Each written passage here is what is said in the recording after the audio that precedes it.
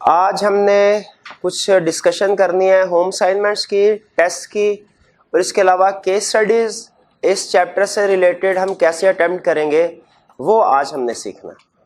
तो सबसे पहले प्रीवियस लेक्चर में अगर कोई क्वेश्चन पूछना चाहते हैं वो पूछ लीजिए।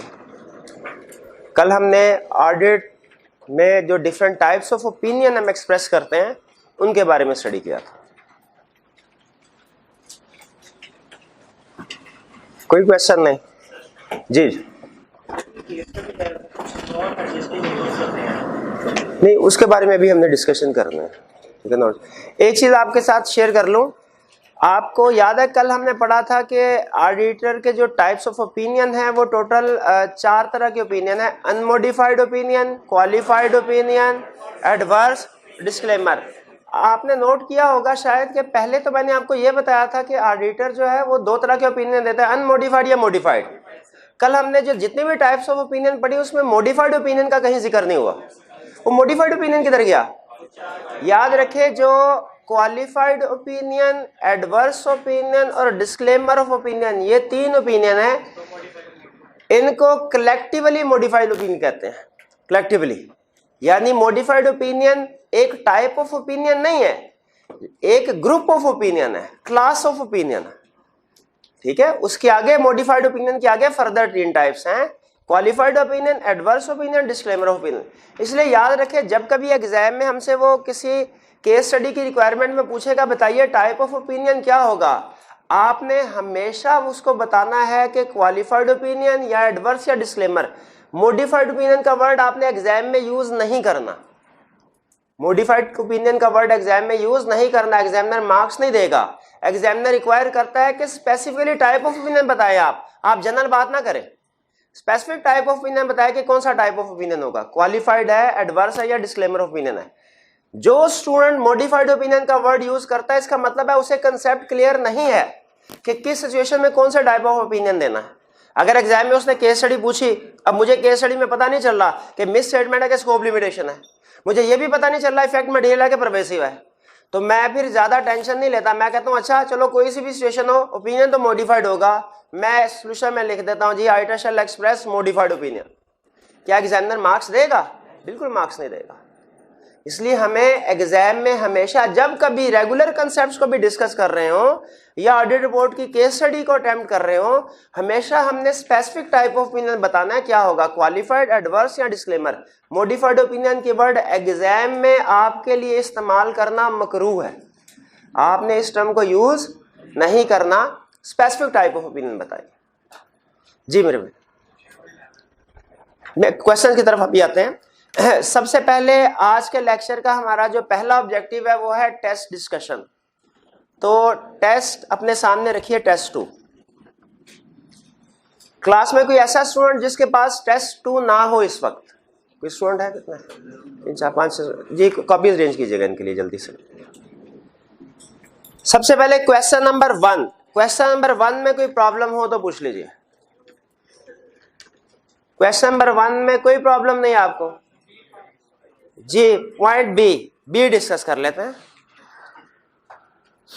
अच्छा पहले मुझे ये बताइए, क्वेश्चन 1 पार्ट ए में कह रहे हैं differentiate between test of controls and substantive procedures. Test of control और सब्सटेंटिव प्रोसीजर में डिफरेंस बताइए क्या है। इसमें हम डेफिनेशन तो लिख देंगे, क्या हमें कोई एग्जांपल्स लिखने की जरूरत है? एग्जांपल लिखने की जरूरत है? देखें एहतियातन जब कभी हमें कोई भी टर्म, कोई भी कंसेप्ट एक्सप्लेन करने को कहे, अगर उसकी एग्जांपल हो तो हमें जरूर लिख देनी चाहिए। तो सब्सटेंटिव प्रोसीजर की 2 एग्जांपल तो उसकी डेफिनेशन में शामिल है। क्या एग्जांपल्स है वो? टेस्ट ऑफ डिटेल्स और एनालिटिकल प्रोसीजर। और टेस्ट ऑफ कंट्रोल की एग्जांपल्स क्या है? टेस्ट ऑफ कंट्रोल की एग्जांपल क्या है मुझे बताइए। ऑडिटर का सेग्रीगेशन ऑफ ड्यूटीज को ऑब्जर्व करना, क्या ये टेस्ट ऑफ कंट्रोल है? बिल्कुल है। ऑडिटर का डॉक्यूमेंट्स की अप्रूवल चेक करना, क्या ये टेस्ट ऑफ कंट्रोल है? बिल्कुल है। देखिए अप्रूवल और सेग्रीगेशन ऑफ ड्यूटीज ये कंट्रोल्स हैं, तो इसका मतलब है अगर ऑडिटर अप्रूवल को चेक करता है, सेग्रीगेशन ऑफ ड्यूटीज को चेक करता है, तो वो असल में टेस्ट ऑफ कंट्रोल परफॉर्म कर रहा है। B, describe the relationship between test of control and substantive procedure. दोनों में रिलेशनशिप क्या है? देखिए, अगर आप मुझे कहें सर एक लफ्ज में रिलेशनशिप बताएं तो मैं कहूंगा इनवर्स रिलेशनशिप, यानी अगर टेस्ट ऑफ कंट्रोल्स ज्यादा परफॉर्म करेंगे इसका मतलब सब्सटेंटिव प्रोसीजर हमें कम परफॉर्म करना पड़ेंगे। टेस्ट ऑफ कंट्रोल कम परफॉर्म करेंगे, सब्सटेंटिव प्रोसीजर ज्यादा परफॉर्म करना पड़ेंगे। टेस्ट ऑफ कंट्रोल ज्यादा परफॉर्म करने हैं तो सब्सटेंटिव प्रोसीजर क्या हो जाएंगे? कम हो जाएंगे। एज्यूम ये किया हमने कि कंट्रोल स्ट्रांग है, अगर टेस्ट ऑफ कंट्रोल से वरना ये पता चले कि कंट्रोल एक्चुअली वीक है तो फिर सब्सटेंटिव प्रोसीजर भी ज्यादा परफॉर्म करना पड़ेगा। तो अगर इंटरनल कंट्रोल स्ट्रांग है तो फिर टेस्ट ऑफ कंट्रोल और सब्सटेंटिव प्रोसीजर का इनवर्स रिलेशनशिप होगा, कंट्रोल ज्यादा टेस्ट करेंगे, सब्सटेंटिव प्रोसीजर उस सूरत में कम परफॉर्म करने पड़ेंगे। ये कंसेप्ट समझ आ गया आपको जी? और कोई प्रॉब्लम क्वेश्चन 1 में? कोई प्रॉब्लम नहीं। चलिए अब क्वेश्चन 2 की तरफ आते हैं। क्वेश्चन 2 में कोई प्रॉब्लम? क्वेश्चन 2 में वो ये कह रहा है कि उसने अपनी टीम से कहा कि अंडरस्टैंडिंग ऑफ कंट्रोल ऑब्टेन कीजिए। टीम ने कहा कि भाई कंट्रोल तो बहुत स्ट्रांग है, बहुत अच्छे हैं, इसलिए हमें सब्सटेंटिव प्रोसीजर ओमिट कर देने चाहिए। उसने कहा नहीं नहीं ओमिट ना कीजिए, कम कर दीजिए। तो क्या सही कहा उसने? बिल्कुल सही कहा। याद रखें, अगर इंटरनल कंट्रोल स्ट्रांग हो तो हम सब्सटेंटिव प्रोसीजर ओमिट नहीं कर सकते। सब्सटेंटिव प्रोसीजर परफॉर्म करना रिक्वायर्ड है, वो परफॉर्म करने ही करने हैं। हाँ, ये हो सकता है कि अगर इंटरनल कंट्रोल स्ट्रांग है तो सब्सटेंटिव प्रोसीजर कम कर सकते हैं, कंप्लीटली ओमिट नहीं कर सकते। ये क्लियर हो गया क्वेश्चन? इसके बाद क्वेश्चन 3 की तरफ चलें। मेरे भैया क्वेश्चन 3 की तरफ चलें। अच्छा चलें, शुक्र है आप लोग अभी जिंदा है और होश में।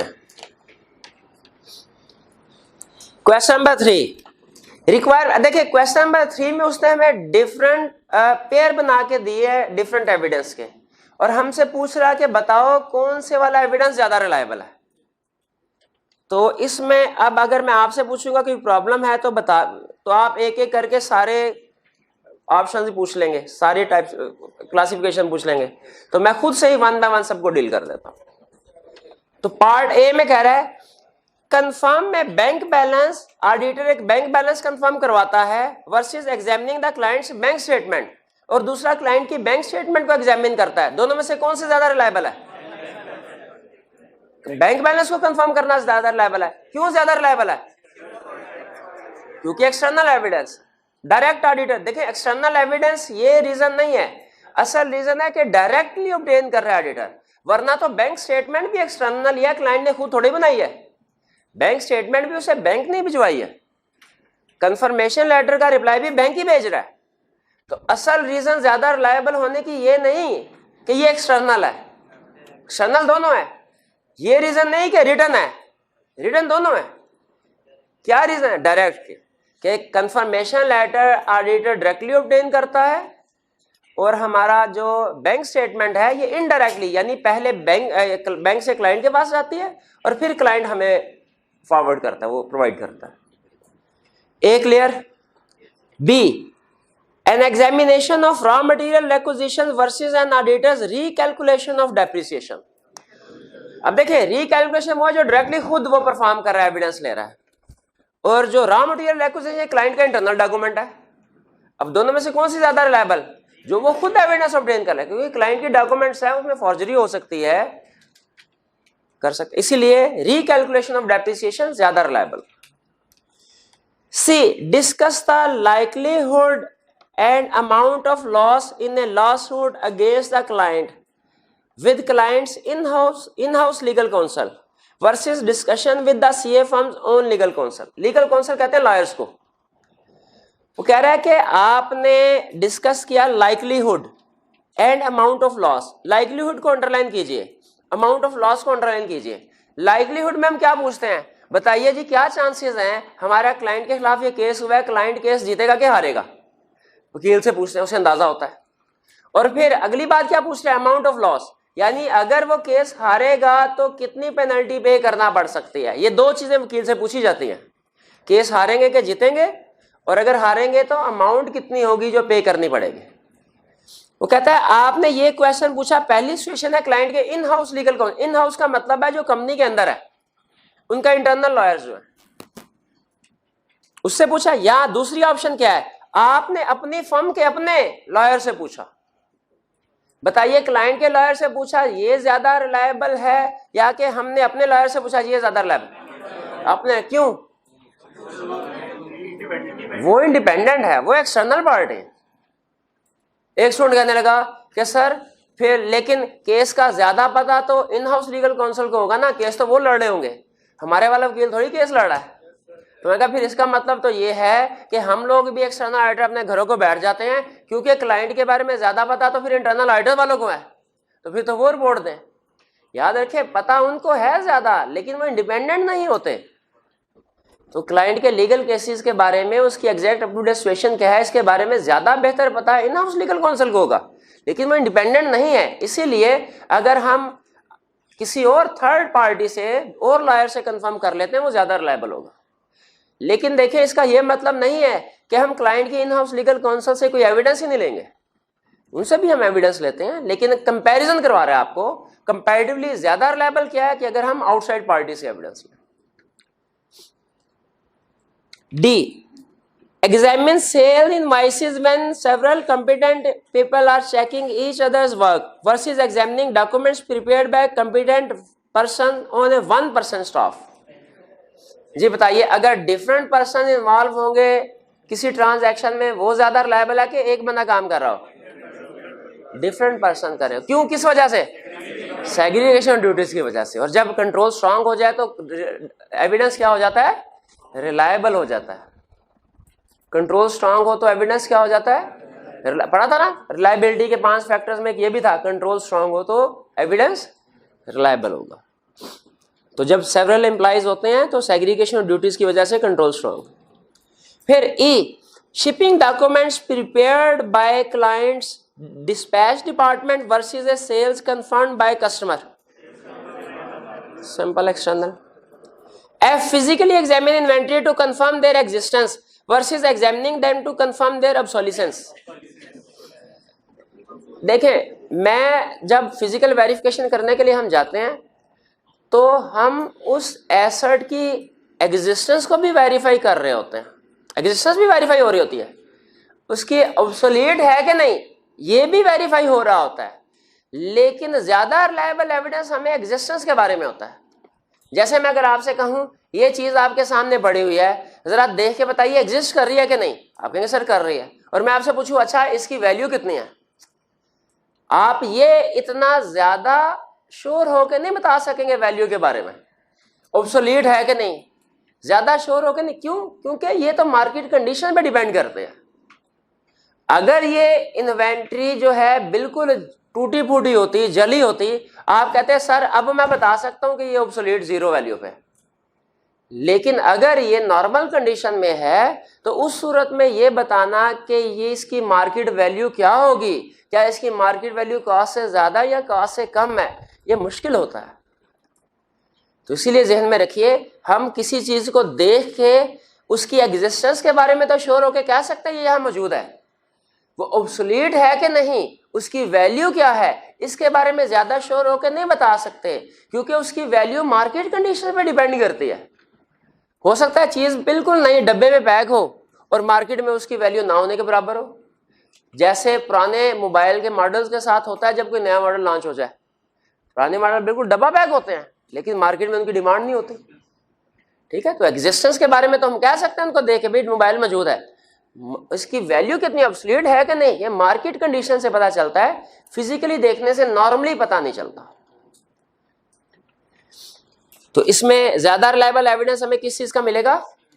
एग्जिस्टेंस का, फिजिकली एग्जामिन करना। G, confirm receivable with individual customers versus confirming accounts receivable with business organizations. Individual हम एक बैंक में है, फर्ज कीजिए बैंक के कुछ कस्टमर हैं जो इंडिविजुअल्स हैं और कुछ कस्टमर्स हैं जो कॉर्पोरेट क्लाइंट्स हैं। कंफर्मेशन लेटर सेंड किया, दोनों से रिप्लाई आया, बताइए दोनों में से कौन सा हमें ज्यादा रिलायबल लगेगा? बिजनेस क्यों? क्योंकि वो अपना double entry accounting system maintain कर रहे होते हैं। इंडिविजुअल नॉर्मली अपना अकाउंटिंग रिकॉर्ड मेंटेन नहीं कर रहे होते, इसीलिए जो हम वेरिफिकेशन करवाते हैं बिजनेस ऑर्गेनाइजेशन से वो ज्यादा रिलायबल है। एक क्लाइंट में हम ऑडिट करने के लिए गए, उसके कुछ एम्प्लॉइज थे तो वो पेंशन वगैरह जो है वो उनको पे करते थे, तो ग्रेचुटी भी प्रोवाइड करते थे। तो उनकी ग्रेचुटी लाइबिलिटी की कैलकुलेशन की, फर्ज कीजिए कि 20 एम्प्लॉइज थे, हर एक के जिम्मे उन्होंने कहा किसी को 5 लाख लाइबिलिटी है, किसी की 15 लाख है, किसी को 25 लाख पे करने हैं। हमने डिसाइड किया कि चूंकि ये थर्ड पार्टी को पेबल है तो कंफर्मेशन लेटर सेंड करते हैं। हमने एम्प्लॉइज को कंफर्मेशन लेटर सेंड किए और एम्प्लॉय बड़े खुश होकर हमारे पास आए। उन्होंने कहा सर हमें तो आज तक पता ही नहीं था कि हमें इतनी ग्रेचुटी मिलनी है। ठीक है, हमने कहा क्यों, आपको नहीं पता था? उन्होंने कहा ये पता था कि ग्रेचुटी मिलनी है, अमाउंट कितनी होगी ये कभी नहीं पता था, हम कैलकुलेशन थोड़ी करते हैं, हमें थोड़ी पता इतनी कम्प्लेक्स कैलकुलेशन कैसे होगी, ये तो आप जितनी अमाउंट आपने बताई है हम तो बड़े खुश होकर यस कर देते हैं, ये ले साइन करके यस है हमारी तरफ से। अब मुझे बताइए क्या ये जो एविडेंस हमें मिला हम इसको कह सकते हैं कि ये बहुत रिलायबल एविडेंस है? नहीं, क्योंकि इंडिविजुअल्स खुद इस काबिल नहीं होते कि कम्प्लेक्स कैलकुलेशन कर सके या उनके पास फुल रिकॉर्ड हो, काउंटिंग रिकॉर्ड हो। लेकिन बिजनेस ऑर्गेनाइजेशन ने इस तरह का सारा रिकॉर्ड रखा होता है जो भी उनका रिसीवेबल पेबल होता है। इसलिए नॉर्मली जो बिजनेस ऑर्गेनाइजेशन से हम बैलेंस वगैरह कंफर्म करवाते हैं, दूसरा एविडेंस लेते हैं, वो ज्यादा रिलायबल होता है इंडिविजुअल की निस्बत, क्योंकि इंडिविजुअल अपना double entry counting system maintain नहीं कर रहे होते, जबकि बिजनेस ऑर्गेनाइजेशन ने अपना सारा रिकॉर्ड डबल एंट्री सिस्टम पे मेंटेन किया होता है। जी नहीं, बिजनेस क्लाइंट का तो हम बैलेंस कंफर्म करवा रहे हैं ना, जिससे करवा रहे हैं इससे मुराद वो है जी। वो कह रहा है कि बिजनेस ऑर्गेनाइजेशंस को बैलेंस कंफर्म करवाया या कि इंडिविजुअल्स को बैलेंस कंफर्म करवाया, दोनों में से दो तरह की पार्टीज हैं आपके जिनसे बैलेंस कंफर्म करवाना चाह रहे हैं। तो हमने कहा बिजनेस ऑर्गेनाइजेशन से जो बैलेंस कंफर्म करवा रहे हैं वो ज्यादा रिलायबल है। H, a bank confirmation versus observation of the segregation of duties between cash receipts and recording in the accounts receivable subsidiary ledger, कौन सी ज्यादा रिलायबल है? बैंक कंफर्मेशन ज्यादा रिलायबल है। अच्छा, एक स्टूडेंट कहने लगा सर आप कभी कुछ पढ़ाते हैं फिर बाद में कुछ पढ़ा देते हैं। अभी आपने ऊपर डी में तो ये कहा था कि जहां पे सेग्रीगेशन ऑफ ड्यूटीज है वो ज्यादा रिलायबल है, और एच में आके अब ये कह रहे हैं कि सेग्रीगेशन ऑफ ड्यूटीज वाला कम रिलायबल है और बैंक कंफर्मेशन ज्यादा रिलायबल है। ये चक्कर क्या चल रहा है बताइए? क्यों हमने ये अब चेंज कर लिया ओपिनियन?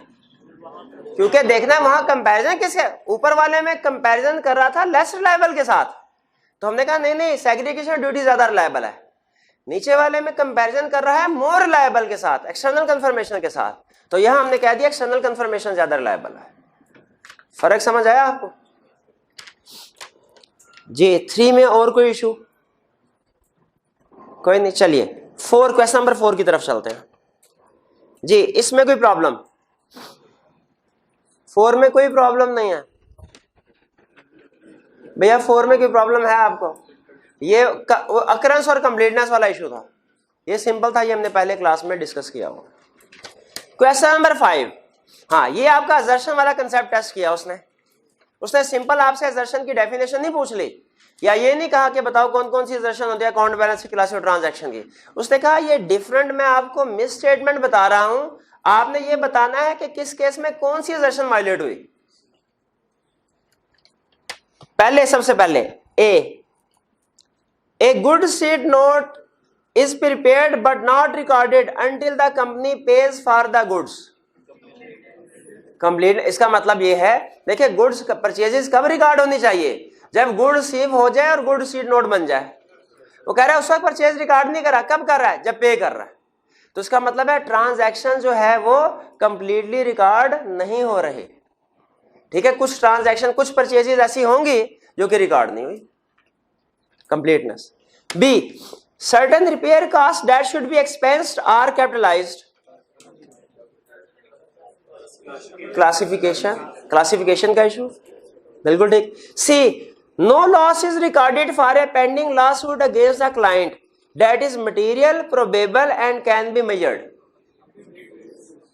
कंप्लीटनेस के प्रेजेंटेशन, इसमें डिस्क्लोजर आना था या प्रोविजन रिकॉर्ड होने थे?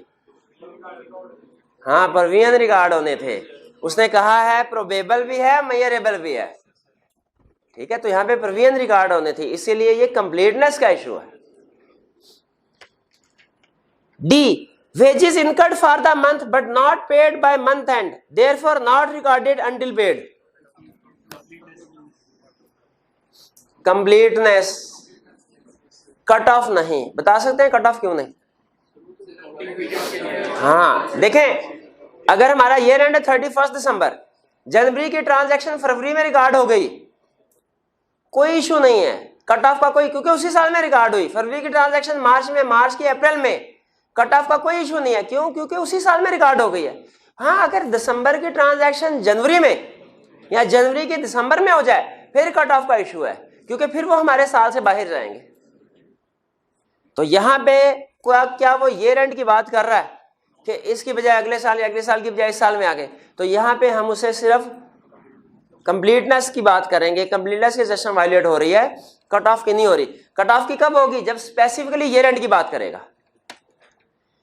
E, collections from customer received after the balance sheet date are recorded as of the balance sheet date. हाँ, अब ये कटा हो, बैलेंस शीट डेट स्पेसिफिकली बात कर दी उसने।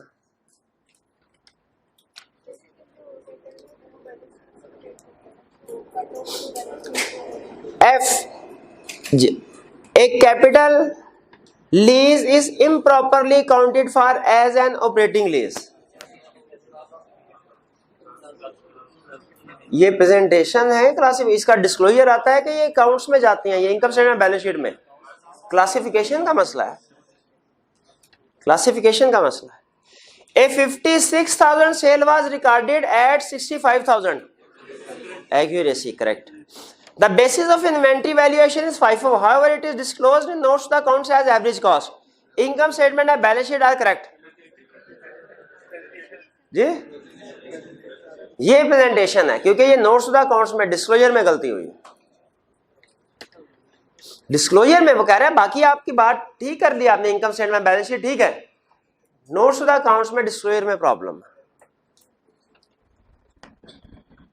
आई, during the physical inventory count client's employees mistakenly counted some items twice.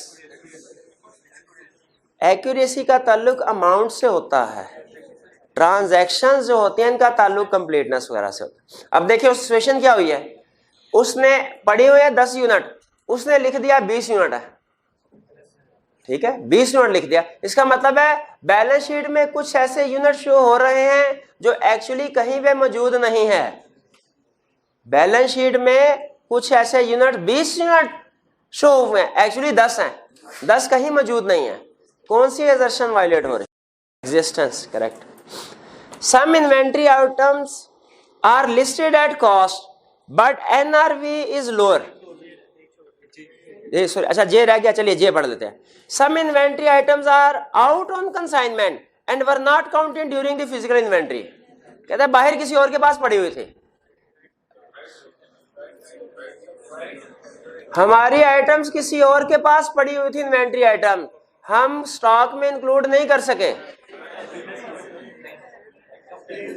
Completeness, rights and obligation तो तब होगा जब चीज हमारे पास और किसी और की है। ये चीज किसी और के पास है लेकिन हमारी है, ठीक है। इसका मतलब जी एग्जिस्टेंस उस वक्त होता अगर हमने रिकॉर्ड कर ली होती। एग्जिस्टेंस क्या होता है कि जो आपने चीज रिकॉर्ड कर लिया वो मौजूद नहीं है। तो कहता है ये तो आपने रिकॉर्ड भी नहीं की ना, किसी और के पास पड़ी हुई थी। उसका मतलब हमारे एसेट्स कंप्लीटली रिकॉर्ड नहीं हुए हमारे पास जी। इसके बाद के some inventory items are listed at cost but an net realizable value is lower. Accuracy नहीं, एक्यूरेसी जो है ये इनकम स्टेटमेंट की असर्शन, क्लास ऑफ ट्रांजैक्शन की पूरी बात करें। एक्यूरेसी, वैल्यूएशन एंड एलोकेशन, ताकि फर्क रहे। L, included in the inventory counts are some items that are held on consignment. जी अब ये देखें, ये J का अपोजिट है। J में कह रहा था कि हमारी इन्वेंट्री बाहर पड़ी है किसी के पास और काउंट नहीं की, और L में क्या कह रहा है, किसी और की इन्वेंट्री हमारे पास है।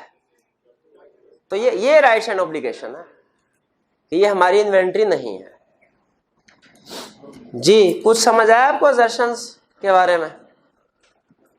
6 का पार्ट है, इसमें कह रहा है ईयर एंड के बाद डेटर बैड डेट हो गया, बताइए कौन से मैटर्स जो हैं वो आपने अपने डॉक्यूमेंट्स में रिकॉर्ड करने हैं। जी मेरे भाई आप बताइए, मेरा ख्याल तो ये है कि ईयर एंड के बाद जो डेटर बैड डेट हुए हैं ये तो अगले साल की ट्रांजैक्शन है, इस साल पे इसका कोई इफेक्ट नहीं होगा। बताइए क्या ये मेरा ख्याल सही है गलत है? क्यों? अगले साल की ट्रांजैक्शन इस साल रिकॉर्ड होनी चाहिए। बताए ना भाई, कुछ नहीं पता। क्या मैंने कभी एडजस्टिंग इवेंट का कंसेप्ट बताया क्लास में? तो उस वक्त आप सोए हुए थे मेरे भाई जी, छुट्टी की थी आपने। एडजस्टिंग इवेंट का कंसेप्ट क्या है कि नेक्स्ट ईयर के कुछ इवेंट्स होते हैं जो हमने इस साल रिकॉर्ड करने होते हैं। वो 3 मैंने एग्जांपल बताए थे, 4 एग्जांपल बताए थे, फिर लिख लें और पहले सफ़े पे लिखें। अगली दफा जब आप कहेंगे ना सर मुझे नहीं पता, तो मैं पहला सफ़ा खुलवा के आपको कहूंगा इधर बताओ लिखा है कि नहीं। लिखवाने क्या लगाऊं? एडजस्टिंग इवेंट्स की 4 एग्जांपल। एडजस्टिंग इवेंट्स क्या होते हैं? वो जो अकर नेक्स्ट ईयर में हुए हैं लेकिन हमने इस साल उनको रिकॉर्ड करना। पहला लिखें bankruptcy of debtor, bankruptcy of debtor.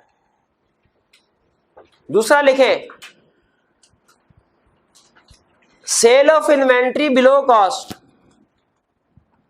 Cell of inventory below cost. तीसरा लिखें decision of legal case, decision of legal case.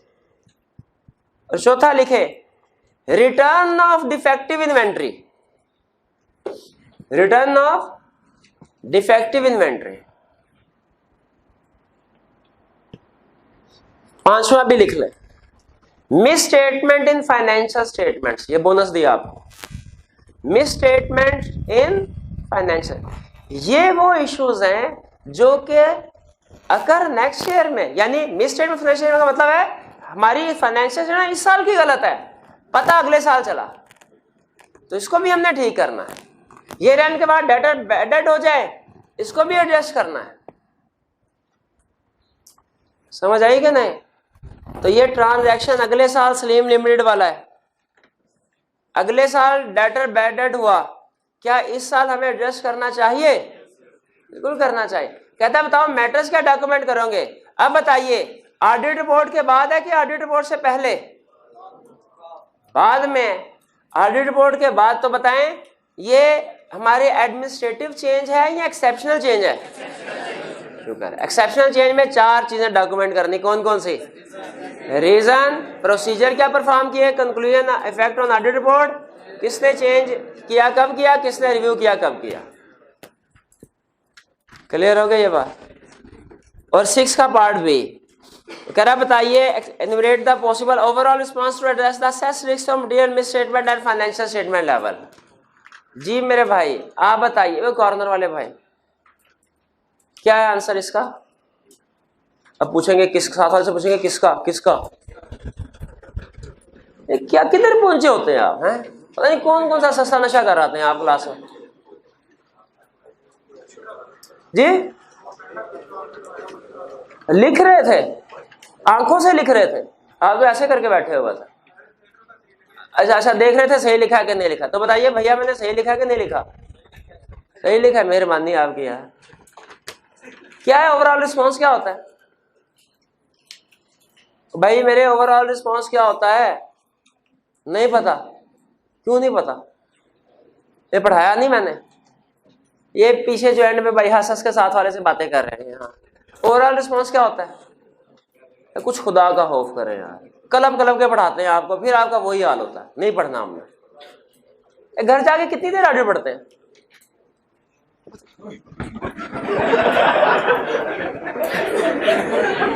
कितनी देर ऑडिट पढ़ता है मेरा भाई घर जाके?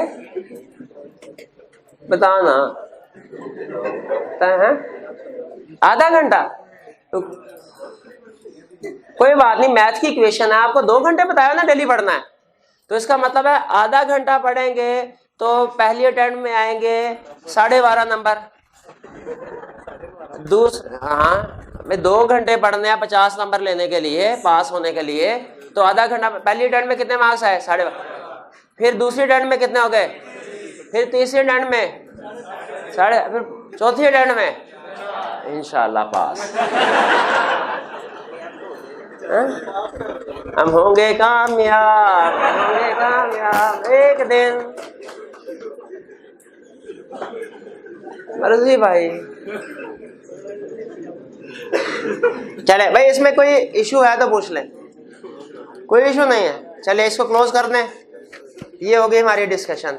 अब आ जाए चैप्टर 3 होम असाइनमेंट पे। चैप्टर 3 होम असाइनमेंट के सामने रखें।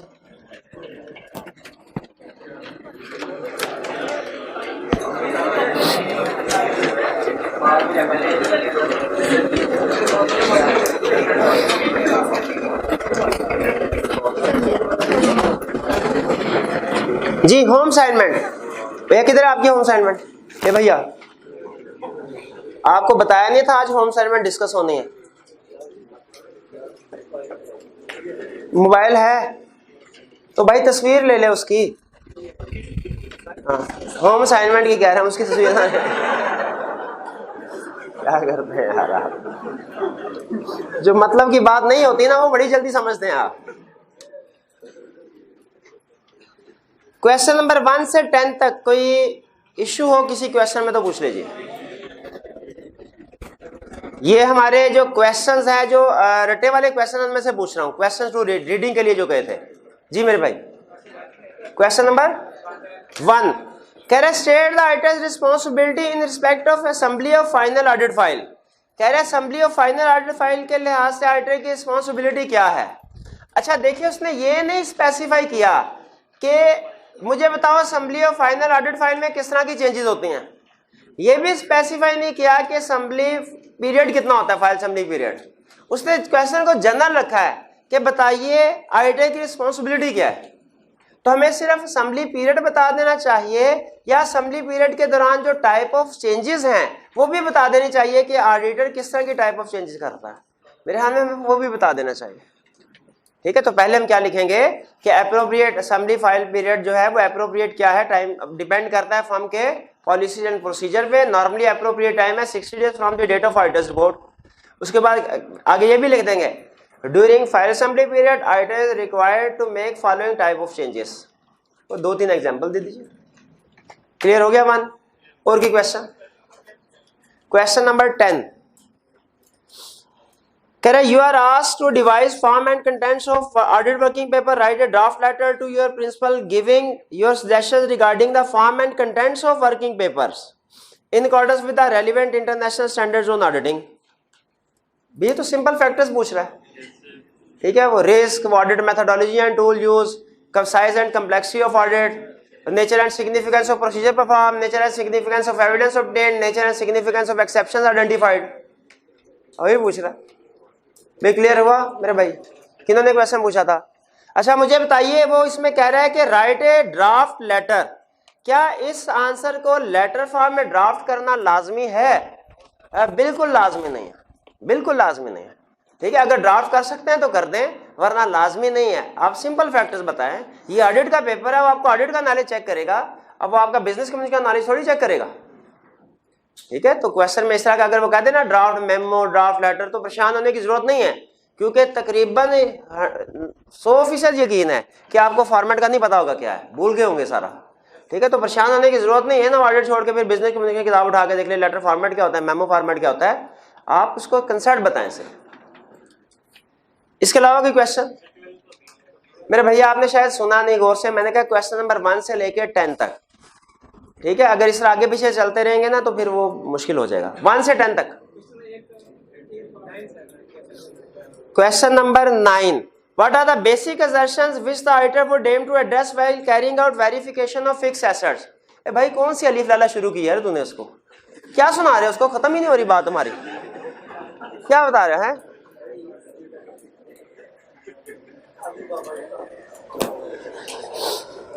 व्हाट आर बेसिक, अच्छा बेसिक असर्शन कह रहा है verification of fixed assets.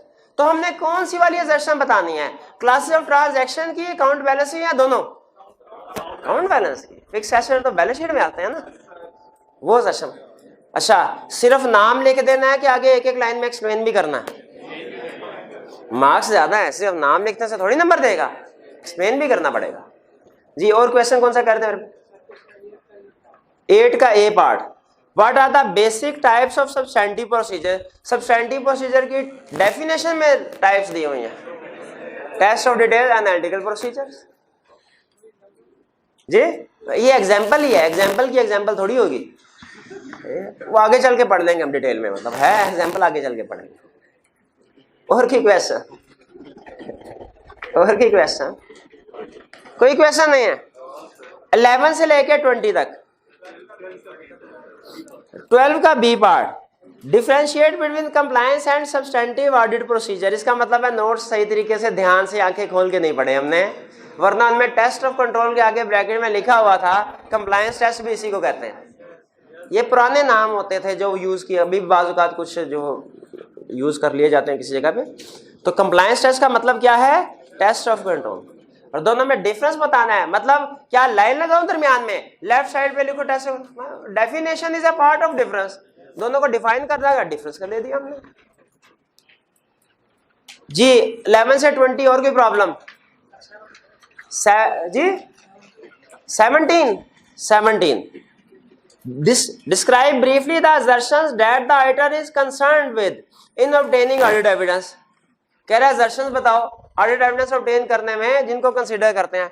Specify कर रहा है कि क्लासेस ऑफ ट्रांजैक्शन की बतानी है कि अकाउंट बैलेंस की बतानी है, तो क्या दोनों लिख देंगे, दोनों लिख देंगे जी। बिल्कुल डिस्क्राइब करना है, यानी आप सिर्फ नाम ना लिखें, आगे एक एक लाइन में उसको एक्सप्लेन भी करना है।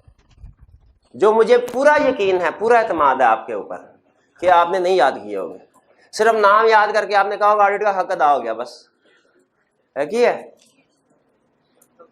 तो ये प्रेजेंटेशन की एक्सप्लेनेशन क्या है? याद नहीं किया आपने?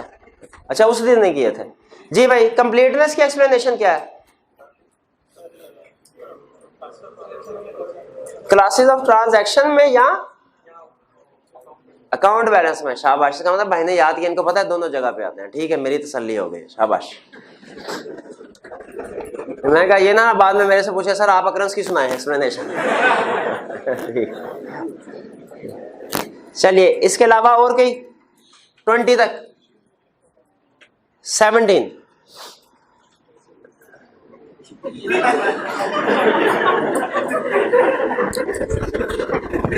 एक दूसरे जो क्वेश्चन पूछने, ये भाई ने कोई क्वेश्चन पूछा ना, ये भाई नहीं सुनेगा, तो कहेगा ये मेरा क्वेश्चन थोड़ी है, ये तो इसका क्वेश्चन है, और 2 मिनट बाद वही पूछेगा।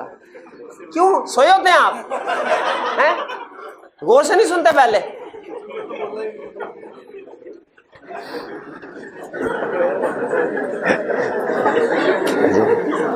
जी, और कोई क्वेश्चन? कोई क्वेश्चन? चलिए 21 से 30 तक, 21 से 30 तक कोई प्रॉब्लम? जी मेरे भाई। 23 का बी पार्ट। अच्छा, एक स्टूडेंट कहने लगा सर 23 का 2 पार्ट। मैं कहा 23 का 2 पार्ट? मैं कहा 2 तो है ही नहीं। कहने लगा सर क्या हो गया, मेरे सेट पे तो है। मैं कहा अच्छा, सेट तो एक ही है दोनों का। उधर देखा, उधर भी 2 पार्ट नहीं था। ये जहन में रखिएगा, आप अभी स्टूडेंट है, आपके लिए ये छोटी गलती होगी। ये 23 बी लिखा हुआ है, आप उसको 2 बोल देते हैं बाज़ औक़ात। प्रैक्टिकल लाइफ में और एग्जाम में भी खास तौर पे जब हमने क्वेश्चन नंबर, आपको पता है हर पेज के स्टार्ट में क्वेश्चन नंबरिंग करनी होती है, ध्यान से क्वेश्चन नंबर लिखना है। 23 का पार्ट बी है तो पार्ट बी ही लिखना है, 23 2 नहीं लिख देना। फिर ये ना कहिएगा उसको समझ आ जाएगी। ये प्रैक्टिस में एक दफा मेरी बड़ी क्लास हुई थी इस बात पे, कोई सीनियर के साथ डिस्कशन हो रही थी, तो मैंने कह दिया कि पंजाब बैंक। सीनियर ने कहा भाई ठहर जाए, इधर ये पाकिस्तान के सारे बैंक का मुझे दिखा, पंजाब बैंक किधर है। मैंने कहा सर ये बैंक ऑफ पंजाब। समझ लग गया, क्योंकि प्रोफेशनल कम्युनिकेशन आपके लिए शायद ये स्टूडेंट लाइफ में छोटी छोटी चीजें हैं, लेकिन प्रोफेशनली इन चीजों को कंसीडर किया जाता है। तो क्वेश्चन नंबरिंग जो है वो आपने सही पूछा है, लेकिन मुझे चूंकि जहन में आ गया पॉइंट, मैंने कहा आपके साथ शेयर कर लूं। तो ये 23 बी नंबरिंग को हमेशा ध्यान में रखें। जहां पे ए लिखा है ए लिखना है, जहां पे बी लिखा है बी लिखना है, जहां पे 1 लिखा है 1, जहां पे रोमन 2 लिखा है रोमन 2 लिखना। तो 23 का बी पार्ट कह रहा है list the contents of the current audit file. Current audit file के कंटेंट्स लिखे, ये तो रोटे वाला क्वेश्चन छाप मैन्युफैक्चरिंग ऑर्गेनाइजेशन, हमारे ज्यादातर क्लाइंट मैन्युफैक्चरिंग ऑर्गेनाइजेशन है, वो एक ही एग्जांपल है, उनकी भी वही एग्जांपल है, डॉक्यूमेंट्स तो वही बनेंगे ना, ठीक है। हमारी तो मैन्युफैक्चरिंग की भी प्लानिंग करते हैं, उधर भी प्लानिंग करते हैं, मैन्युफैक्चरिंग में भी कंफर्मेशन, रिटेल का बिजनेस होगा क्लाइंट का, उसमें भी कंफर्मेशन, सर्विस का होगा उससे भी किसी ना किसी रिसीवेबल करना होगा, उससे भी कंफर्मेशन। जी और कोई क्वेश्चन? कोई क्वेश्चन 30 तक? जी 29 का पार्ट 2, शाबाश। कह रहा है for each type of procedure describe an example relevant to audit of bank balance. ऊपर उसने पूछा 5 टाइप्स ऑफ प्रोसीजर बता दो फॉर ऑब्टेनिंग एविडेंस, वो हमें पता है, inquiry, observation, inspection, reperformance, recalculation, external confirmation, analytical procedure, 7 example. वो कह रहा है बताओ बैंक का ऑडिट कर रहे हो, एक एक प्रोसीजर की एग्जांपल बताओ, क्या करोगे? इंक्वायरी में क्या पूछोगे क्लाइंट से? कितने बैंक अकाउंट्स। ऑब्जर्वेशन में क्या देखोगे? बैंक रिकंसिलिएशन स्टेटमेंट बना रहा है कि नहीं, सेग्रीगेशन ऑफ ड्यूटीज है कि नहीं, कैश रिसीविंग, और फिर इसके बाद इंस्पेक्शन वगैरह। आपको याद है जब हम ये कंसेप्ट पढ़ रहे थे टाइप्स ऑफ ऑडिट प्रोसीजर का, तो एंड पे हमने छोटी सी एक्टिविटी यही की थी कि मैंने बैंक एरिया की एग्जांपल लेके आपसे पूछा था बताइए ये कौन सा प्रोसीजर है, तो उसी के ऊपर क्वेश्चन है। इंस्पेक्शन में क्या इंस्पेक्ट करेंगे? बैलेंस इंस्पेक्ट करेंगे। कंफर्मेशन में क्या करेंगे? बैंक बैलेंस कंफर्म करोगे से। जी 30 तक और की प्रॉब्लम? जी मैं 25 के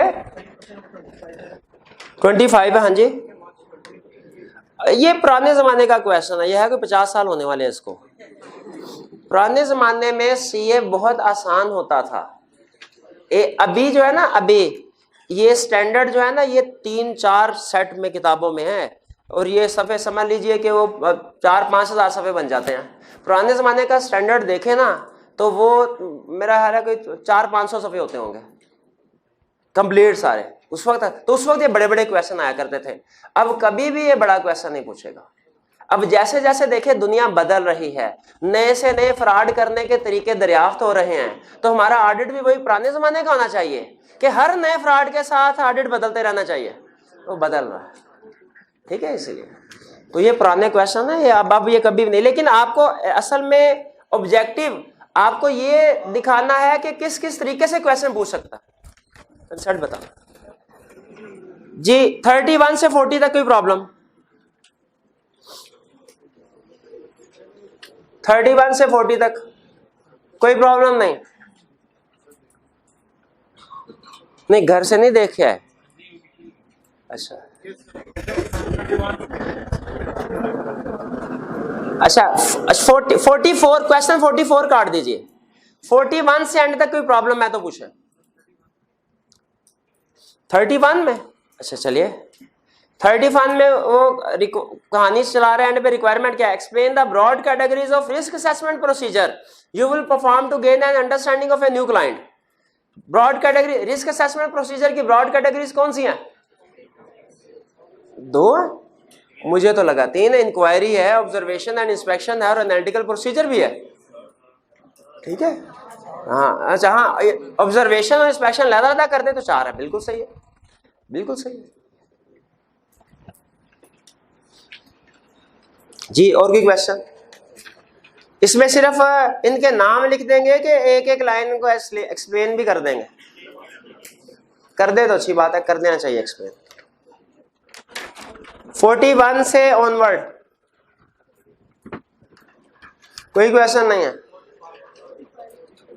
जी। 45 42 what are the different assertion regarding cash and bank accounts? Account balance की assertion, ठीक है, वो जो 6 assertion है। 45 using your auditing knowledge apply the appropriate assertion to the audit of sale of goods. ये वैसे जैसे उसने बैंक वाला क्वेश्चन पूछा था ना हमसे कि 5 प्रोसीजर कोई से सेलेक्ट करो, टाइप्स ऑफ प्रोसीजर, और बताओ बैंक पे कैसे कैसे अप्लाई करोगे। अब ये कह रहा है assertion सेलेक्ट करो और बताओ सेल्स पे assertion कौन सी अप्लाई करोगे। अब बताइए सेल्स पे हम कौन सी अप्रोप्रिएट assertion है जो अप्लाई करने हैं? अकरेंस और कंप्लीटनेस और एक्यूरेसी। एक्यूरेसी सिर्फ क्या? एक्यूरेसी वैल्यूएशन है, एलोकेशन सिर्फ एक्यूरेसी। कट ऑफ और कंप्लीटनेस और प्रेजेंटेशन। बिल्कुल ठीक, ये वाली अप्लाई करनी है, ये वाली अप्रोप्रिएट है। और कोई क्वेश्चन? अच्छा चलिए इसको क्लोज कर देते हैं। हाँ केस स्टडी हमारी रह गई है, केस स्टडी इंशाल्लाह कल जो है वो हम डिस्कस करेंगे। और कल आपके लिए लाजमी है आपने केस स्टडी रिटन फॉर्म में ये असाइनमेंट साथ लेके आनी है, वरना ये ना कल गए सर हम कल लेके आए थे आज घर भूल आए, नहीं नहीं कल साथ लेके आने आपने से। क्लियर होगी? चलिए ठीक है। नेक्स्ट अब चलते हैं हम क्वेश्चन वॉल्यूम 2 का क्वेश्चन 1। ये भी असाइनमेंट दी थी ना आपको।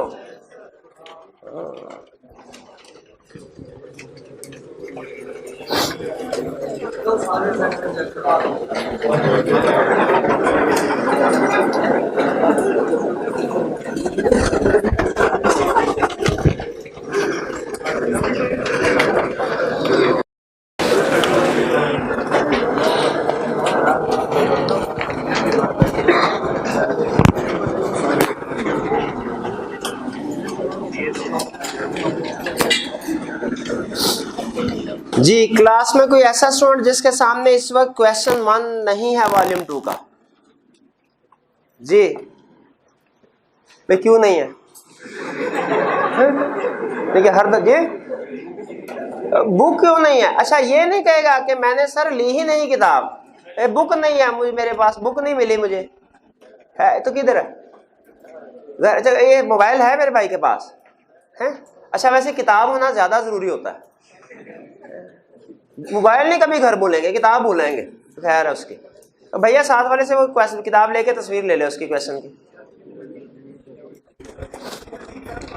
Question number 1 volume 2, question number 1 volume 2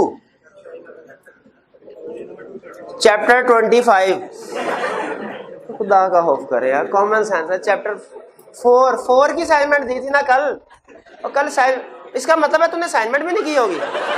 कौन था ये? कौन था? असाइनमेंट नहीं, किधर असाइनमेंट देख रहा?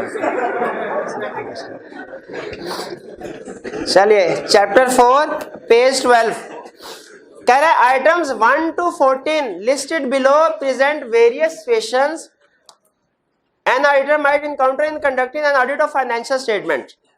कहता है ये डिफरेंट सिचुएशन है जो आपको बहाने बहाने से डिफरेंट एग्जाम के क्वेश्चन में नजर आएंगे। फिर कह रहा है for each situation describe the type of opinion to be issued by the auditor. वो कहता है हर सिचुएशन में बताओ टाइप ऑफ ओपिनियन क्या होगा, यानी क्या बताना है? Unqualified opinion. ये अनक्वालिफाइड ओपिनियन कौन सा वाला? अनमोडिफाइड का दूसरा नाम unqualified.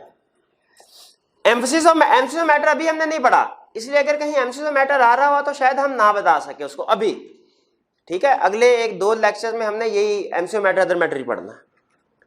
Qualified opinion, disclaimer opinion और एडवर्स ओपिनियन। कह रहा बता दीजिए कि कौन सा ओपिनियन होगा, क्वालिफाइड, एडवर्स वगैरह क्या है। पहला क्वेश्चन अब गौर, अच्छा एंड में लिखा डू नॉट ड्राफ्ट क्वालिफिकेशन, इसको अंडरलाइन कीजिए। डू नॉट ड्राफ्ट क्वालिफिकेशन इसका मतलब क्या भला? वो कह रहा है भाई मुझे सिर्फ इतना बता दो क्वालिफाइड ओपिनियन है, मुझे ये लिखने की जरूरत नहीं है कि except for inventories financial statement give true and fair view. जब आप ओपिनियन की वर्डिंग भी लिख देते हैं ना कि ये वर्डिंग में होगा ओपिनियन, इसे कहते हैं ड्राफ्ट करना। कह रहा है ड्राफ्टिंग रिक्वायर्ड नहीं है, जब तक आईकैब क्लियरली ना कहे हमने ड्राफ्टिंग नहीं देनी होती, ठीक है? तो उसने एहतियातन खुद भी कह दिया कि भाई ड्राफ्ट ना करने बैठ जाना, सिर्फ इतना बता दो टाइप ऑफ ओपिनियन क्या होगा। पहला case financial statements of A listed company do not disclose significant related party transaction. Miss statement है कि स्कोप लिमिटेशन है? मिस स्टेटमेंट है, डिस्क्लोजर नहीं है। डिस्क्लोजर भाई मिस स्टेटमेंट ये एग्जांपल में बताया नहीं था कि डिस्क्लोजर इंक्लूड करना चाहिए, नहीं किया वो मिस स्टेटमेंट होगी। मिस स्टेटमेंट, इसमें सिग्निफिकेंट को अंडरलाइन कीजिए, वर्ड सिग्निफिकेंट हो। सिग्निफिकेंट का मतलब क्या है? सिग्निफिकेंट का मतलब क्या है? क्या इसका मतलब मटेरियल है या परवेसिव है या दोनों? इसका मतलब दोनों हो सकते हैं, तो हमने दोनों डिस्कस करनी है कि अगर इफेक्ट मटेरियल है तो कौन सा ओपिनियन? क्वालिफाइड, और अगर इफेक्ट परवेसिव है तो एडवर्स। शाबाश। Second, a client changes accounting policy for valuation of inventories from FIFO to average cost method, auditor concurs with the change. देखिए ऑडिटर कंकर, इसका मतलब है चेंज से एग्री करता है तो उस क्लाइंट ने सही किया है काम। तो क्या ये मिस स्टेटमेंट है? कौन सा opinion? Third, an auditor is engaged to audit a client's financial statement after the annual physical inventory count. Accounting records are not sufficiently reliable to enable the auditor to become satisfied as to year-end inventory balance. Scope limitation, ठीक है। Effect बताया उसने कोई, तो क्या करना चाहिए?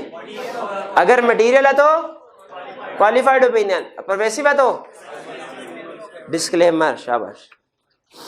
4, a client है सिग्निफिकेंट। सिग्निफिकेंट का मतलब क्या होता है? मटेरियल या परवेसिव के दोनों? दोनों। ए क्लाइंट है सिग्निफिकेंट अमाउंट ऑफ, सिग्निफिकेंट के साथ एक और लफ्ज लिख ले, मेजर। मेजर का मतलब भी यही है, बाजुकात सिग्निफिकेंट का वर्ड यूज करता है, बाजुकात मेजर का वर्ड यूज करता है। ए क्लाइंट है significant amount of deposit in A bank which is under liquidation. चल अभी पैसे बैंक में डिपॉजिट करवाए थे, बैंक लिक्विडेट, बैंक बैंकरप्ट हो गया।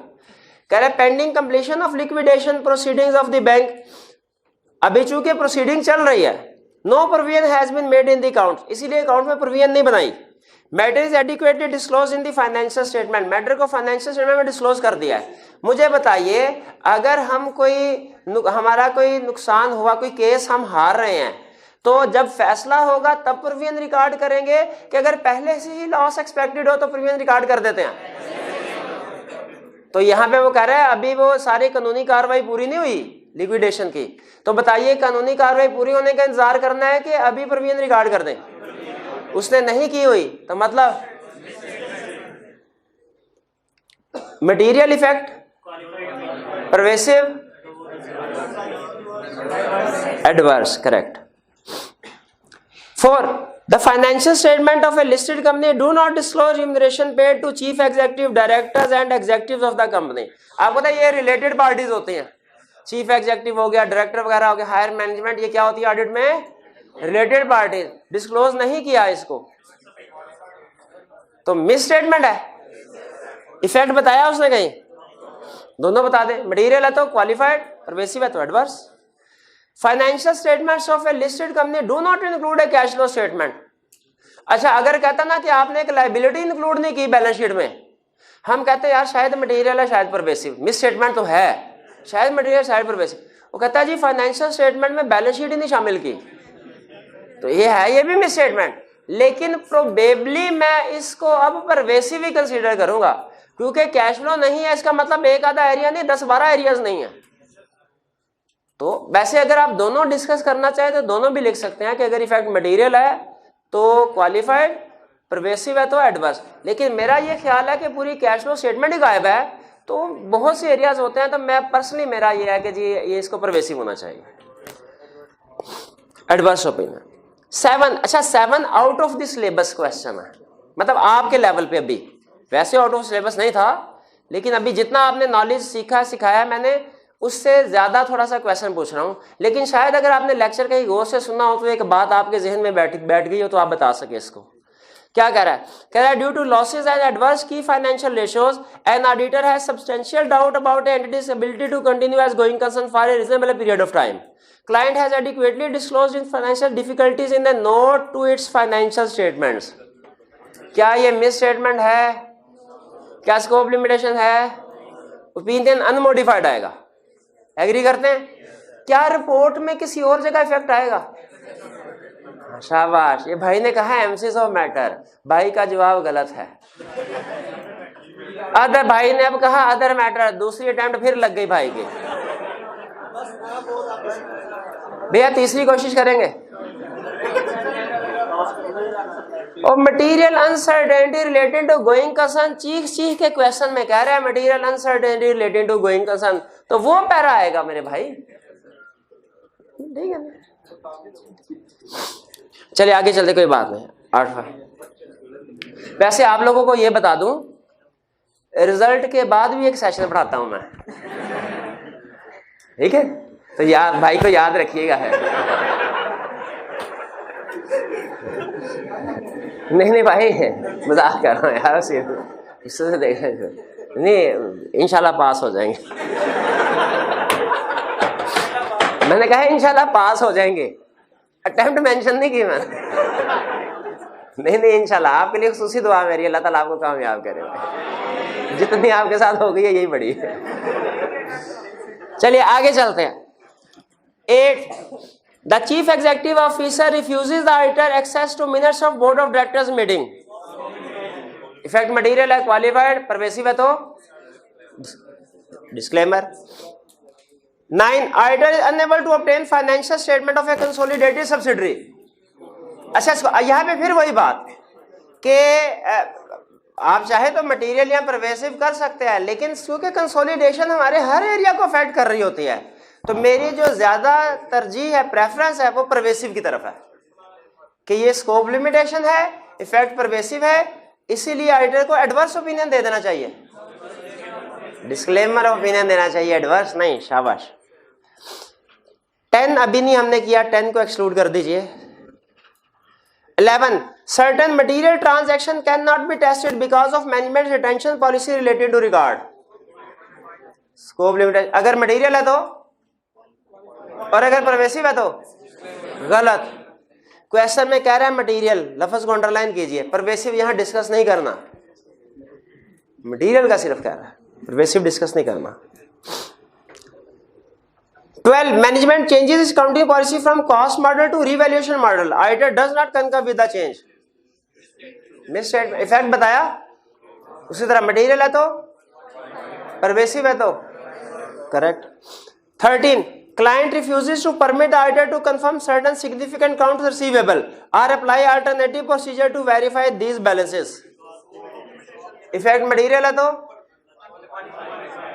परवेसिव है तो, सिग्निफिकेंट का वर्ड यूज किया उसने, इसका मतलब दोनों हो सकते हैं।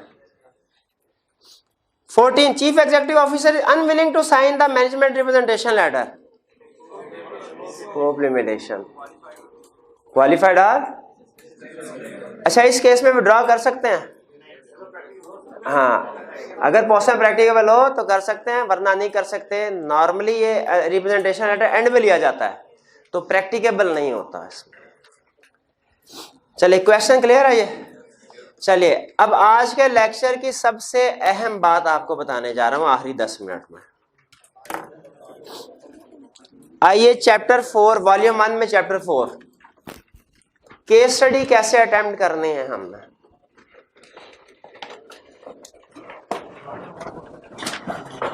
केस स्टडी कैसे अटेम्प्ट करने हैं हमने, ये आप आइए अपेंडिक्स में पेज है हमारा ये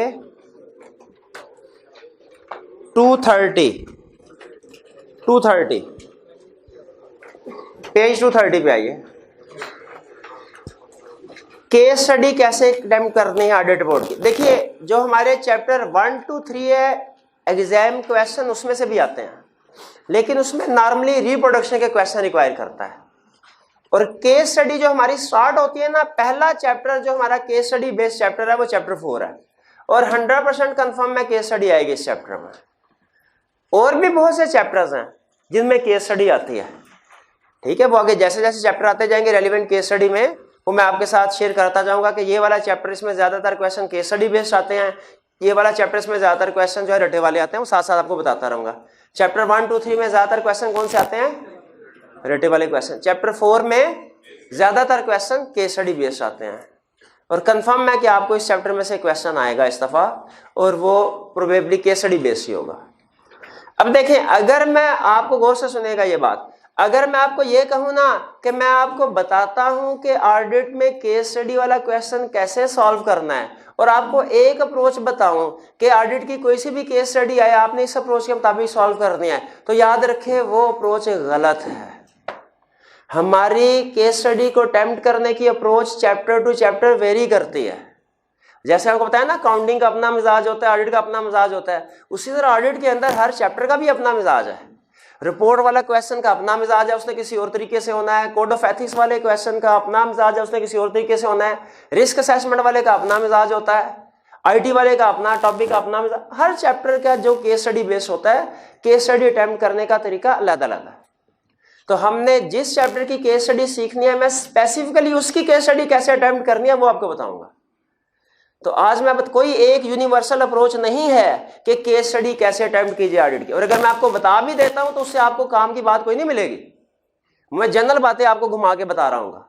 एग्जैक्टली अगर आप नॉलेज हासिल करना चाहते हैं कि ऑडिट रिपोर्ट की केस स्टडी कैसे सॉल्व करनी चाहिए, तो उसमें रिपोर्टिंग के असूल जो हैं उसके मुताबिक मैं आपको बताऊंगा। तो अब सुनिए, एग्जाम में आपके सामने पेपर आएगा, उसमें 3-4 सफ़े जितने भी हैं, पेपर में मुख्तलिफ पैराग्राफ्स होंगे, मुख्तलिफ सेंटेंसेस होंगे।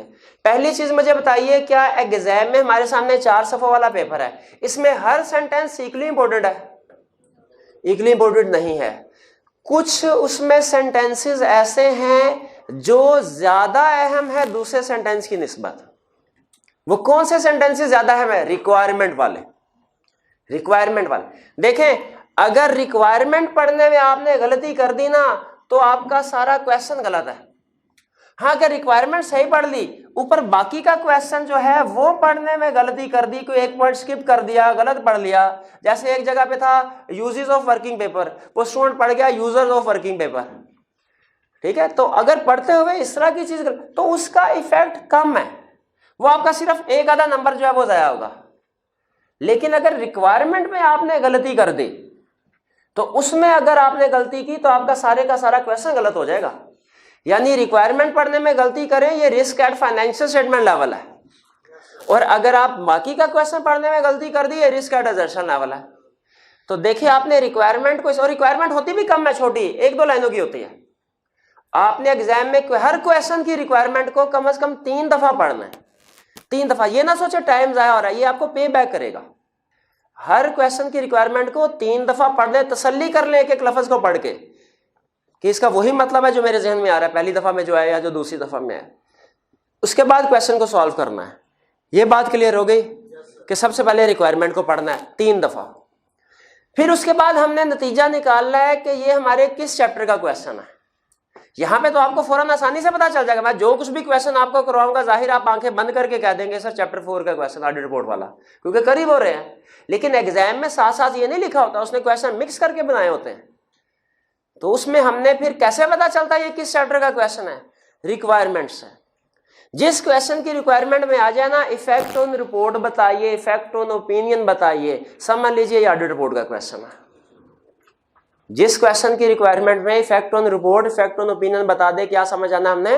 ऑडिट रिपोर्ट का क्वेश्चन। अब कहता है सुन लीजिए हमारी अप्रोच क्या होगी। सबसे पहले एग्जाम में आपने पहचानना है कि ये केस स्टडी कौन से वाली है, कौन से स्ट्रक्चर क्या होगा, ये सुन लें।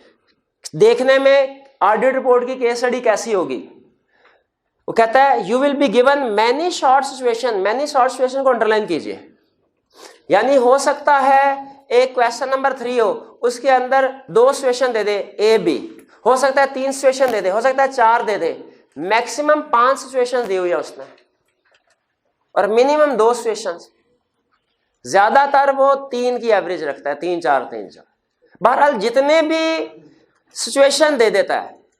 जब केस स्टडी आई, क्वेश्चन नंबर 5 ऑडिट रिपोर्ट की केस स्टडी है, इसके अंदर 3 सिचुएशन है, for example A B C. पहला असूल याद रखें, आपने ए केस स्टडी को अलहदा सॉल्व करना है, बी को अलहदा करना है, सी को अलहदा करना है। चाहे वो सारी की सारी सिचुएशन, तीनों की तीनों सिचुएशन एक ही क्लाइंट से रिलेट कर रही हो, चाहे डिफरेंट क्लाइंट से रिलेट कर रही हो, आपने हर पार्ट को 5A को अलहदा सफ़े पे अटेम्प्ट करना है, 5B को अलहदा करना है, 5C को अलहदा करना है। मिक्स नहीं करना सिचुएशन को। ये नहीं सोचना कि क्लाइंट तो एक ही है तो मैं ए वाली सिचुएशन और बी वाली सिचुएशन और सी वाली सिचुएशन को इकट्ठा कर देता हूं, प्रैक्टिस में तो हम इकट्ठा ही कर रहे होंगे। ऐसे नहीं करना आपने, ठीक है? तो आपने हर एक को अलहदा अलहदा ही सॉल्व करना है। ये बात समझ आ गई? इसके बाद आगे चलते हैं। नेक्स्ट वो कह रहा है कि स्टेप सजेस्टेड अप्रोच क्या होगी। अब देखिए, हमने क्वेश्चन पहचान लिया, क्वेश्चन हमने पहचान लिया कि ऑडिट रिपोर्ट का है, और उसमें 3 सिचुएशन दी है। हर सिचुएशन को हमने अलग अलग अटेम्प्ट करना है। अब देखिए अटेम्प्ट कैसे करेंगे, अप्रोच क्या अटेम्प्ट करने के। कह रहा है सबसे पहले पहली सिचुएशन को पढ़े, इवेल्युएट करें कि ये सिचुएशन क्या है। इवेल्युएट करें कि ये सिचुएशन क्या है, यानी इसका क्या मतलब? इवेल्युएट करें ये मिस स्टेटमेंट है ये स्कोप लिमिटेशन है या एम्फसिस ऑफ मैटर है या अदर मैटर है या की ऑर्डर्ड मैटर है या material uncertainty related to going concern है या additional opinions required by law है। 4 एडिशनल ओपिनियन याद है वो रिक्वायर करता है, ज़कात वाला, बुक्स ऑफ अकाउंट्स वाला, इन्वेस्टमेंट एक्सपेंडिचर वाला, फाइनेंशियल में drawn up in conformity with वो वाला 4 ओपिनियन जो लॉ रिक्वायर करता है। तो क्वेश्चन को पढ़ना है रिक्वायरमेंट ए में, सबसे पहले डिसीजन क्या करना है कि क्या ये मिस स्टेटमेंट है या स्कोप लिमिटेशन है या एम्फसिस ऑफ मैटर है या अदर मैटर है या की ऑर्डर्ड मैटर है या गोइंग कंसर्न है या कि ये additional opinions required by law है। अभी आप मिस स्टेटमेंट है कि नहीं पहचान जाएंगे, स्कोप लिमिटेशन है कि नहीं पहचान जाएंगे, additional opinion required by law है कि नहीं पहचान जाएंगे, बाकी की चीजें पहचान नहीं पाएंगे। क्यों भला? अभी हमने पढ़ी नहीं, ठीक है। लेकिन मिस स्टेटमेंट की लिस्ट हमने पढ़ ली है, स्कोप लिमिटेशन की लिस्ट पढ़ ली है, additional opinion required by law की लिस्ट पढ़ ली है, ठीक है। बाकियों का इंट्रोडक्शन इसलिए करवाया कि जब बाकी वाली लिस्ट आए तो आप ये ना कि सर ये नई चीजें कहां से आ गई हैं, ये तो हमने पहले ना कभी सुनी ना देखी, तो इसलिए कंसेप्ट अभी बिल्ड कर दिया, लिस्ट बाद में आएगी। और ये एक और चीज ध्यान में रखिएगा, हर सिचुएशन कोई भी सिचुएशन या तो मिस स्टेटमेंट होगी या स्कोप लिमिटेशन होगी या वो एम्फसिस ऑफ मैटर की लिस्ट होगी या अदर मैटर में होगी। ये नहीं होगा कि कोई एक सिचुएशन 2 जगह पे आ जाए। मिस स्टेटमेंट की अपनी लिस्ट होती है, स्कोप लिमिटेशन की अपनी लिस्ट होती है, एम्फसिस ऑफ मैटर की अपनी लिस्ट होती है, अदर मैटर की अपनी लिस्ट होती है, की ऑर्डर मैटर की अपनी लिस्ट है, material uncertainty related to going concern की अपनी लिस्ट है, additional opinion required by law अपनी लिस्ट है। कोई भी आइटम जो है वो डुप्लीकेट नहीं हो रही होती, इसलिए आपने परेशान नहीं होना, आपने परेशान नहीं होना, ठीक है। हर सिचुएशन को देख लेना है कि ये मिस स्टेटमेंट में आ रही है तो मिस स्टेटमेंट, स्कोप लिमिटेशन में आ रही है स्कोप, एम्फसिस ऑफ मैटर वाली लिस्ट जो भी हमने नहीं पढ़ी, लेकिन जब पढ़ेंगे तो आपने देखना ये उस लिस्ट वाली आइटम तो नहीं है, ये अदर मैटर वाली आइटम तो नहीं है, जो भी है। यहां तक बात समझ आती है, ठीक है। आगे चलते हैं। हमने डिसाइड कर लिया ये मिस स्टेटमेंट है कि स्कोप लिमिटेशन। अगर तो मिस स्टेटमेंट स्कोप लिमिटेशन है, फिर स्टेप 2 करना है, क्या? मटेरियलिटी कैलकुलेट करनी है। वो मैं नहीं सिखा रहा आपको क्योंकि कल डिटेल में हमने सीख ली, यहां पे वही बातें लिखी हुई है सारे। तो स्टेप नंबर 1 में हमने क्या वैल्यूएट किया, ये सिचुएशन है क्या ये मिस स्टेटमेंट है या स्कोप लिमिटेशन है या एम्फसिस ऑफ मैटर या अदर मैटर है या की ऑर्डर मैटर है या गोइंग कंसर्न है या एडिशनल ओपिनियन है।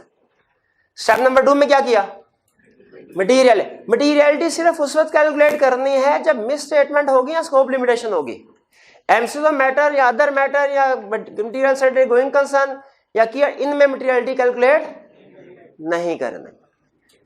तीसरे लेवल पे आके इफेक्ट बता दे, ठीक है, कि इफेक्ट ऑन ओपिनियन क्या है। हम क्वालिफाइड ओपिनियन एक्सप्रेस करेंगे या कि हम डिस्क्लेमर या एडवर्स, या अगर की ऑडिट मैटर आना है वो बता देंगे, या एम्फसिस ऑफ मैटर आना है वो बता देंगे, या additional opinion required by law modify होना है वो बता देंगे। तो ये 3 स्टेप्स हैं ऑडिट रिपोर्ट की केस स्टडी सॉल्व। पहले में सिचुएशन को वैल्यूएट करना है, दूसरे में मटीरियलिटी कैलकुलेट, अगर मिस स्टेटमेंट स्कोप लिमिटेशन है तब, बाकी केसेस में मटीरियलिटी कैलकुलेट नहीं होती। और फिर उसके बाद इफेक्ट ऑन रिपोर्ट बता देना है। इफेक्ट ऑन रिपोर्ट में अगर ओपिनियन मॉडिफाई हो रहा है तो वो बता देंगे, अगर एम्फसिस मैटर आ रहा है वो बता देंगे, मटेरियल अनसर्टेनिटी आ रहा है वो बता देंगे, और इसके अलावा की ऑर्डर मैटर आ रहा है वो बता देंगे। क्लियर हो गया कैसे सॉल्व करने हैं? चलिए अब आपने क्या करना है, आज घर जाके एक तो जो कल वाली मैंने आपको असाइनमेंट दी थी केस स्टडी फर्स्ट और सेकंड, ये अगर आप तो इसको अटेम्प्ट करें और देखें क्या इन रूल्स को फॉलो किया गया कि नहीं किया गया सोल्यूशन में। और फिर इसके बाद आपकी आज की होम असाइनमेंट है, ये आपने वॉल्यूम 2 चैप्टर 4 में से क्वेश्चन नंबर 9, 10, 11, 12, 14 5 क्वेश्चन है। परेशान नहीं होना, छोटे छोटे क्वेश्चन हैं, 1 घंटे से कम वक्त में असाइनमेंट कंप्लीट हो जाएगी इंशाल्लाह। मैंने आपसे 2 घंटे कमिट किया, इंशाल्लाह कभी भी आपको 2 घंटे से ज्यादा का काम नहीं दूंगा। तो ये असाइनमेंट आपने करके लेके आनी है। कल फिर इन केस स्टडी को डिस्कस करेंगे, प्लस कल मैं आपको एम्फसिस ऑफ मैटर बताऊंगा किस सिचुएशन में आता है और उसके क्या रूल्स हैं, ठीक है। कल का हमारा तकरीबन जो शुरू का लेक्चर होगा वो इन केस स्टडी से डिस्कशन होगी, और उसके बाद फिर हम emphasis of matter other matter की तरफ चलेंगे। जी आज का लेक्चर यहाँ पे खत्म होता है।